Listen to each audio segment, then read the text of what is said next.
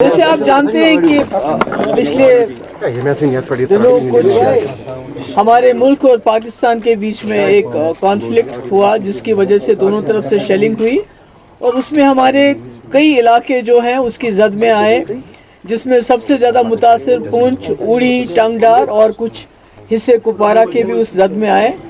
और मुझे मौका मिला इन तमाम इलाकों में जाने का और मैंने फर्स्ट हैंड देखा कि जब इस किस्म के आपस में ताल्लुकात इतने ख़राब हो जाते हैं कि जंग की नौबत आती है तो आम लोगों पे क्या गुजरती है, जो हमारे बॉर्डर पे लोग रहते हैं उन पे क्या गुजरती है, किस तरह घरों के घर बर्बाद हो गए हैं, ज़िंदगी भर की जो कमाई होती है वो बेचारे लोग जमा करके मकान बनाते हैं, मकान तबाह, और उसके बाद फैमिलीज उजड़ गई हैं, बच्चे। और मैं तो एक जगह गई तो उन्होंने वो बच्चों की जो कब्र है अपने घर के उसमें आंगन में रखी है, 2 बच्चे एक साथ उनके चले गए दुनिया से। तो मैं आज ये इसलिए मजबूर हो गई आप सबके साथ बात करने के लिए कि मैं जहाँ भी गई अभी तक, मतलब शेल्टर तो बहुत दूर है, अभी तक कई लोग ऐसे हैं जो खुले आसमान के नीचे सोते हैं, उनको टेंट भी नहीं मिला है अभी तक। तो जो मैं कल टंगडार गई तो वहाँ भी मैंने देखा, बेचारी वो एक औरत है, उसका हस्बैंड यहाँ मजदूरी करता है श्रीनगर में, 2 बच्ची हैं उसकी छोटी छोटी, उसका घर बिल्कुल तबाह हो गया। तो वो भी बेचारी, उसको पता नहीं मैं कहाँ किधर अपना सर छुपाऊं। तो इसलिए मतलब हालात काफ़ी ख़राब हैं इन लोगों के, इनकी जान भी गया, माल भी गया। और कई जगह ऐसा है कि जहाँ शेल लगा हुआ है तो ढांचा तो खड़ा है मगर मकान पूरा बोसीदा हो गया है, मकान खोखला हो गया है। और जो मैंने सुना, जो सरकार की तरफ से टीम्स गई हैं वो देखते हैं स्ट्रक्चर खड़ा है और तुम्हारा एक शीशा टूट गया तो बस, ऐसा नहीं होता है। जब किसी मकान पे शेल लग गया हो तो वो मकान पूरा हिल जाता है, उसकी पूरी बर्बादी हो गई है।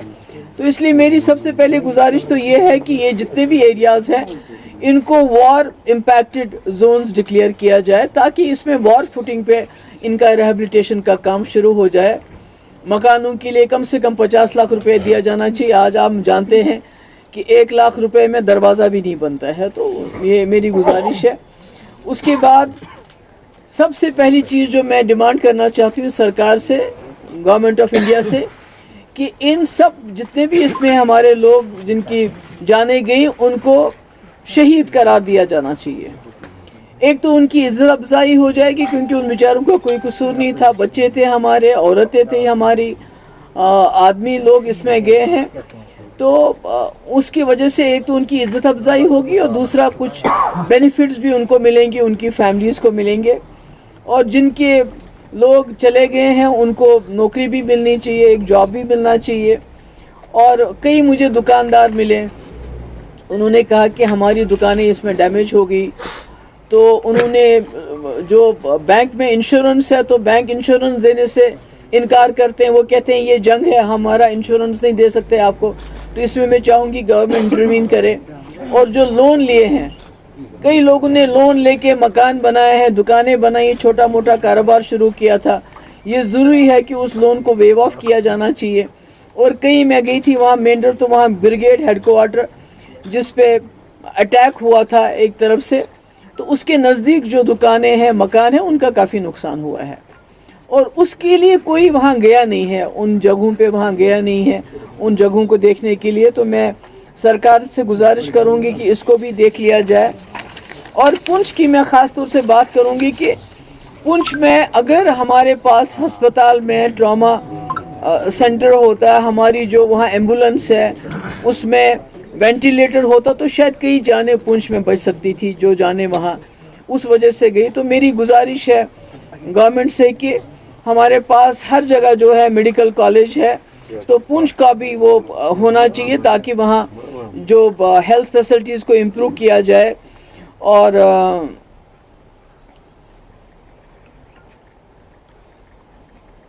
यही मेरा है कि आखिर में अभी भी मुझे बहुत तकलीफ़ होती है कहते हुए कि मैं जहाँ भी गई लोगों ने कहा हमें इंडिविजुअल बंकर चाहिए।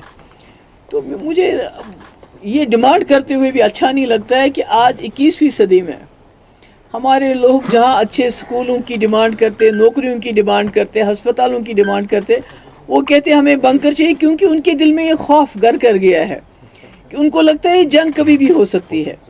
تو ہم ہر وقت جنگ کی حالت میں اپنے لوگوں کو رکھنا چاہتے ہیں. مجھے لگتا ہے یہ مرکزی سرکار کو سوچنا پڑے گا کہ کیا ہمارے لوگ ہمیشہ اس ذہن میں رہیں کہ کب گولہ آئے اور کب ہمیں بنکر میں جانے کا موقع ملے. تو میری گزارش ہے یہاں کی سرکار سے بھی اور مرکزی سرکار سے بھی امیڈیٹلی مدد کر لیجئے. کچھ لوگ ایسے ہیں جن کے گھر میں کوئی نہیں ہے, ان کو مکان بنا کے بھی دینے پڑے, آپ کو مکان بنا کے دیجئے.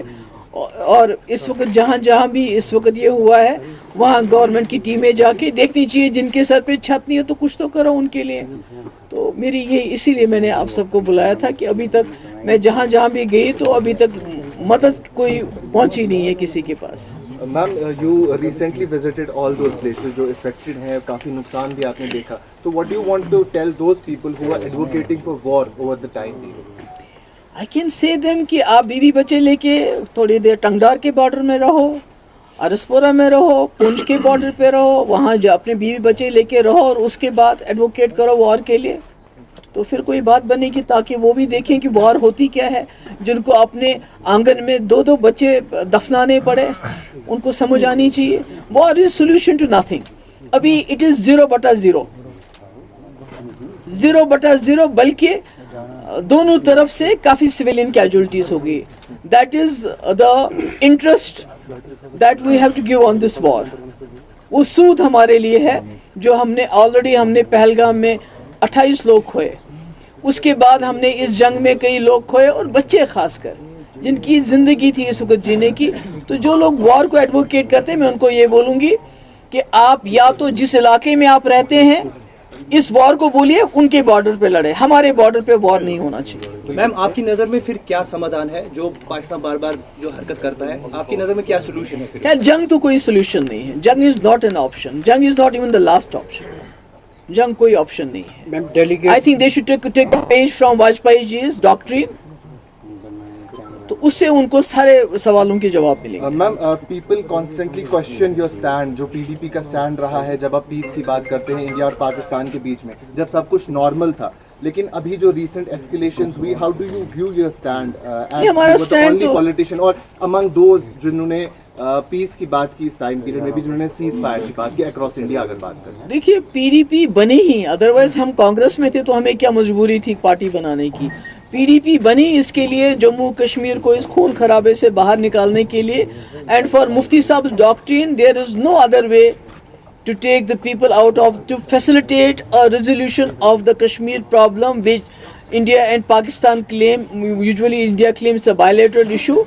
اس کو آپ کو ایڈریس کرنا پڑے گا. واجپئی جی کہہ رہے تھے انسانیت کے دائرے میں کروں گا, تو مجھے لگتا ہے اسی پالیسی کو آگے چلانے کی ضرورت ہے. میم آپ نے وزٹ بھی کیے, آپ کی کیا اسسمنٹ ہے اس پورے آپریشن سندور کے بعد جو چیزیں ہوئی ہے, کیا ہمارے دیش کو فائدہ ہوا, انڈیا کو اس سے کیا فائدہ؟ وہ تو مجھے معلوم نہیں کیا فائدہ ہو گیا, پر نقصان میں کہہ سکتی ہوں کہ ہمارے گھر اجڑ گئے, ہمارے مکان برباد ہو گئے, ہمارے بچے اس میں شہید ہو گئے, ہمارے گھروں کے اندر آنگن میں ماں باپ نے قبریں بنائی اپنے بچوں کی. کسی کی ماں کسی چھوٹے دودھ پیتے بچے نے, مجھے نام نہیں یاد آ رہا ہے, ایک سردار جی ہمارے تھے, اس کے چھوٹے چھوٹے بچے ہیں جن کی ماں اس میں اس کا گولا آ گیا اور اس کے سر کے 2 ٹکڑے ہو گئے. تو یہ تو مجھے تو وہی نظر آ رہا ہے. اب مجھے نہیں پتا ہے کہ اس سے زیادہ کیا اچیو کیا ہوگا, کیونکہ جو ملیٹنٹ اس میں یا ٹیررسٹ جس کو آپ کہتے ہیں جو اس میں انوالو تھے ابھی تک ان کو پکڑا نہیں گیا, ابھی تک ان کی کوئی خیر خبر نہیں ہے. تو پاکستان میں بھی اگر آپ دیکھتے ہیں کہ آپ جیسے ہمارے ایکسٹرنل افیئر منسٹر نے بتایا کہ میں نے پاکستان کو پہلے ہی وارن کیا تھا, تو اس کا مطلب ہے جب آپ وارن کرتے ہیں ان کو تو اس کا مطلب ہے جو آپ کہتے ہیں کہ ہم نے ٹیررسٹ کیمپس پہ اٹیک کیا تو وہ بھی ان کو بھی مل گیا ہوگا موقع وہاں سے بھاگنے کا. تو مجھے نہیں معلوم کہ میرے لیے تو یہ 0/0 ہے. میڈم آپ نے ایکسٹرنل افیئرز منسٹر جے شنکر جی کا نام لیا, ابھی انہوں نے پہلے ہی پاکستان کو انفارم کیا تھا ریگارڈنگ اٹیک آن ٹیررسٹ کا.